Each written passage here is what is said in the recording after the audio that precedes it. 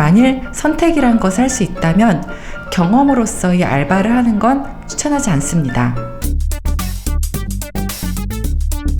안녕하세요. 닥터 전미경입니다.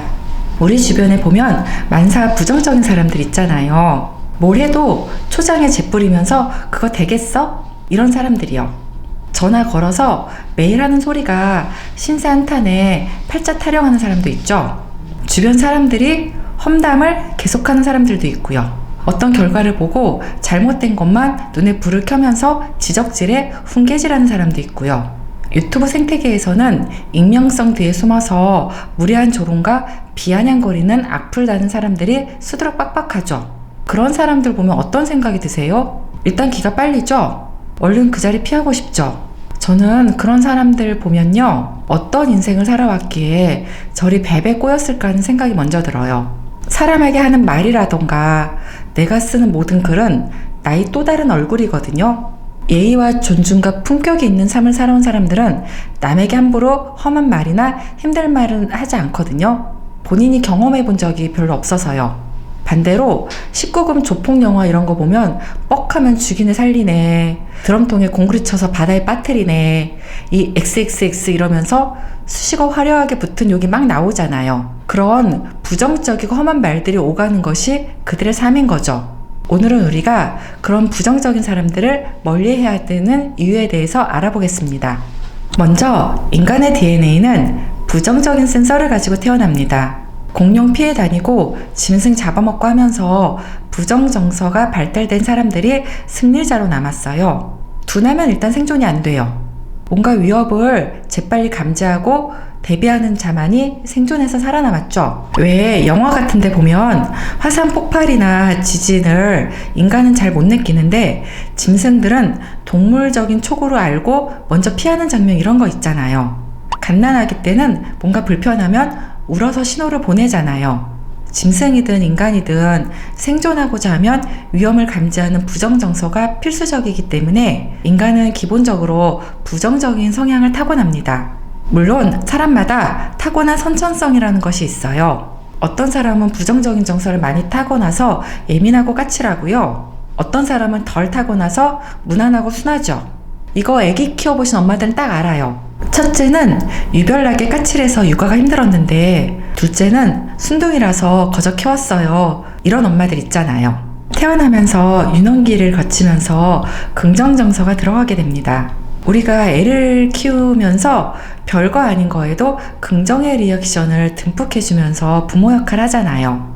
우리 애기가 뒤집겠네, 우리 애기가 두 발로 혼자 섰네, 아이고 이뻐라, 아빠라고 했어? 아, 오늘 우리 애기 은가가 굵고 황금빛 나는 바나나 은가네, 뭐 이런 별것도 아닌 리액션을 통해 아이는 긍정의 정서를 배우게 되는 거죠. 내가 뭘 잘해서 훌륭한 존재가 되는 것이 아니고 내 존재 자체만으로 사랑받을 존재라는 자기 개념이 들어가기 시작하는 시기입니다. 나의 자존감이 뿌리를 내릴 수 있게 부모가 물과 양분을 주는 시기죠. 우리 아들이 7살 때 저한테 그러더라고요. 엄마, 나는 세상이 나를 중심으로 돌아가는 것 같아. 자기가 최고라는 거죠. 원래 인간은 어릴 적에는 부모로부터 이렇게 긍정적인 피드백을 듬뿍 받고 자라야 합니다. 학창 시절을 거치면서 부정정서가 다시 자라나게 됩니다. 초등학교 들어가고 중학교, 고등학교 다니는 시기에 나름 인생의 좌절을 겪습니다. 생각보다 내 공부 실력이 별로구나. 서울대 가는 사람들이 정말 대단한 사람들이구나. 이런 깨달음을 얻게 되는 시기죠. 그냥 가만히 냅둬도 자기 객관화가 되는 시기예요. 원하는 대학 못 가는 경우도 많고요. 대학에 가서도 금수저인 친구들 보면 부럽고요. 사는 게 맘대로 되는 것이 없고 세상은 참 힘든 곳이구나, 저절로 알게 되죠. 학창 시절을 지나서 20대 중반 이후의 삶은 오로지 나의 몫입니다. 그때부터 40대까지 내가 만나고 겪는 사람들에 의해 내가 다듬어지게 됩니다.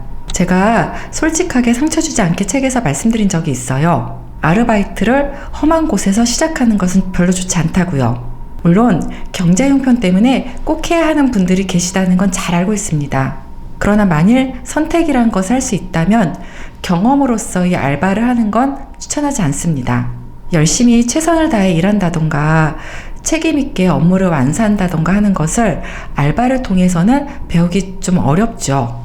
이 시기에 내가 만나는 사람이 뻑하면 나에게 화를 내고 나의 잘못을 지적하는 사람이라고 생각해 보세요. 예를 들어 내가 콩나물국을 끓였단 말이에요. 좀 짜단 말이에요. 어떤 사람들은 지금도 맛있지만 좀 덜 짜면 좀 더 맛있겠다.